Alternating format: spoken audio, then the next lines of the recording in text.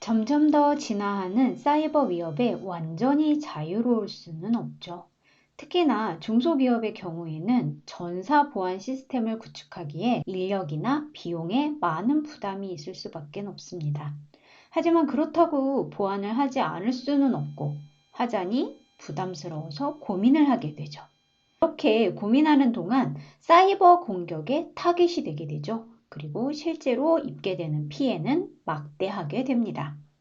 최근 해커들이 이메일을 통해서 다양한 개인정보나 중요한 민감 정보를 탈취하는 방법은 여러 가지가 있지만 대표적인 것은 두 가지로 들 수 있는데요. 로봇을 통해 이메일 정보나 도메인을 수집하고 여러 패스워드 패턴을 로봇이 입력해서 맞추는 방법입니다. 이 부분은 오피스 365에서 기본으로 제공하는 MFA라고 부르죠. 다단계 인증, 즉 2차 인증을 통해서 어느 정도는 해소할 수 있습니다. 아직 여러분의 회사에서 MFA를 적용하지 않으셨다면 반드시 이 부분은 적용을 해 두셔야 합니다. 오마스 카페에 해당 방법이 안내가 되어 있으니까요. 꼭 적용을 하시기 바랍니다. 두 번째는 이미 잘 아시는 것처럼 이메일을 통해서 첨부 파일이나 본문에 있는 링크 클릭을 유도를 하죠. 그래서 PC에 키보드 입력 정보 유출 프로그램을 사용자도 모르게 설치해서 메일 계정과 비밀번호, 기타 등등을 입력하는 것들을 탈취하게 되는 거죠. 사실 이런 사례를 자주 접하는 저 역시도 쉽게 판별이 되지는 않지만 항상 조심해야 하죠.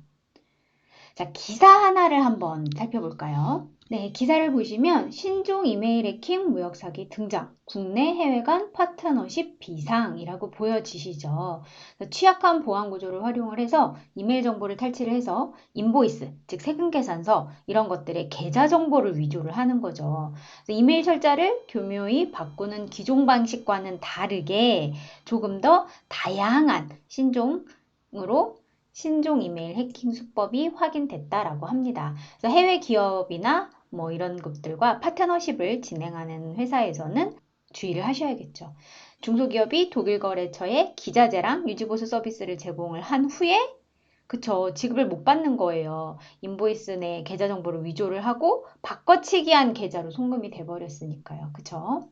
자, 이때 보면 자, 국내 기업 이메일 주소가 동일해서 별다른 조치를 취하지 않았다라고 하죠. 그러니까 해커가 숨어 있다가 정보를 갖고 있고 그 다음에 위조된 걸로 돈을 받은 후에는 해당 메일을 삭제하고 이러면 알 수가 없죠. 그러니까 사용자는 알 수가 없게 피해를 입게 되는 거죠. 그럼 실제 한번 피해 사례를 살펴볼까요? 자, 실제 피해 사례에 대한 캡처인데요. 아마 많이 보셨을 것 같아요. 피해 사례라고 검색만 하셔도 보여지는데 이렇게 서류 또는 첨부 파일을 보내드립니다 해가지고 메일이 온다. 아니면 뭐 자료 요청을 한다든지 믿을 만한 사람의 이메일 주소로 해서 자료 요청을 하게 되면 네, 보게 되는 거죠. 다음 이거 완전 기승 많이 부렸던 건데요. 디자이너로 가장을 해서 자기가 만든 작품의 저작권 위반이다 라고 하면서 첨부 파일을 보내게 되죠. 이 첨부 파일을 클릭하게 되면 네, 피싱에 당하게 되는 거죠. 마찬가지, 네, 저도 당했던 건데요.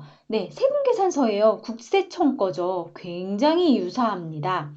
그래서 거의 클릭을 할 뻔했는데 보시는 것처럼 안전하지 않은 파일이라고 블락이 되었죠.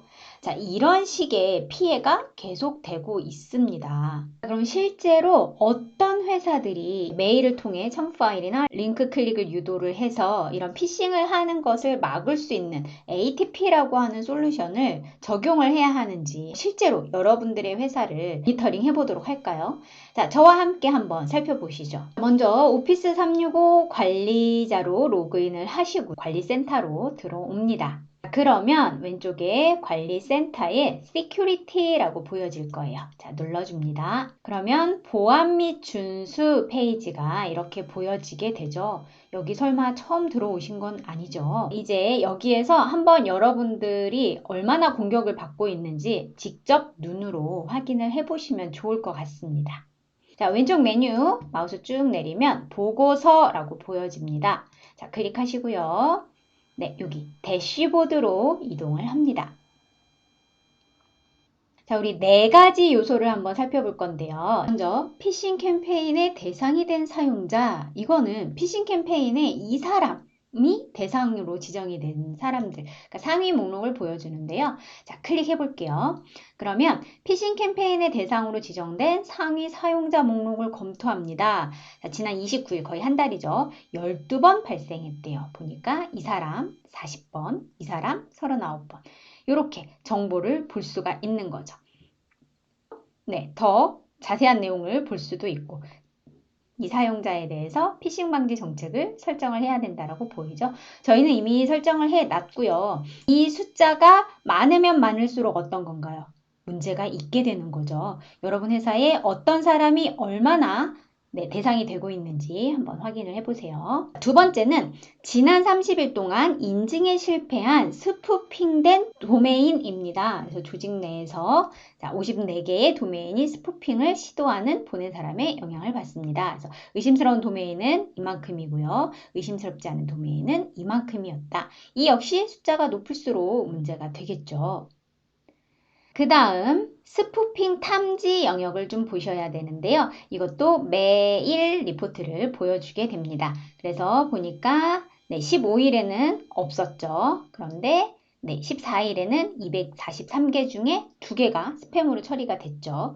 그래서 이거 역시 숫자가 어떻게 보이는지 문제가 있는지를 한번 보셔야 합니다. 지금 저희는 스푸핑이 굉장히 거의 없거나 낮은 상태인 걸 보실 수가 있죠. 그 다음에 또 보셔야 할 부분 여기입니다. 전자메일에서 뭐래요? 검색됨. 문제 있는 거죠. 저희 같은 경우는 전혀 없는 것을 보실 수가 있습니다. 지금 4개 살펴봤어요. 스푸핑 탐지, 전자메일에서 뭐래요? 검색됨. 자, 그리고 지난 30일 동안 인증에 실패한 스푸핑된 도메인, 그리고 피싱 캠페인의 대상이 된 상위 사용자 목록. 다 살펴보셨죠? 숫자가 높고 많을수록 꼭 ATP를 적용을 해야 하는 회사입니다. 하나 더 보도록 할게요. 보안 및 준수는 닫아주시고요. 자, 관리센터에서 시큐리티로 가셨었는데 이번에는 Azure Active Directory로 이동을 할게요. 왼쪽 Azure Active Directory로 한 번 더 이동을 합니다. 그리고 마우스를 쭉 스크롤해서 모니터링이라고 있습니다. 여기에 보시면 로그인이라고 하는 메뉴가 보여집니다.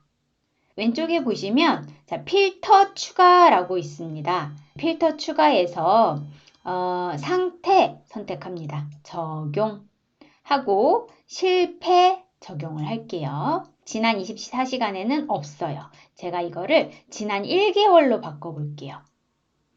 뭐냐면 로그인을 시도를 한 거예요. 근데 이 로그인을 시도를 했을 때 로그인이 실패된 상태를 보여주는 거죠. 그래서 이 사람이 들어왔었고 로그인 실패를 했대요.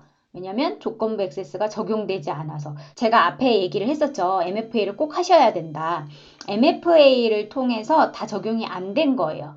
저희 같은 경우에는 지금 보면 해외에서 시도한 흔적이나 로봇이 시도한 흔적은 없는데 외국 주소가 나오거나 특히 동남아 쪽에서 요새 해킹 시도를 굉장히 많이 하고 있는데요. 이 IP 주소는 에 가시면 정보 조회를 하실 수 있죠. 그래서 로봇이 마구 돌린다거나 아니면 해커가 시도를 한다거나 이런 것들이 이 로그인 시도가 많으면 많을수록 또 해외 IP가 많으면 많을수록 문제가 되는 거겠죠. 그래서 이렇게 두 가지 포인트를 살펴봤는데요.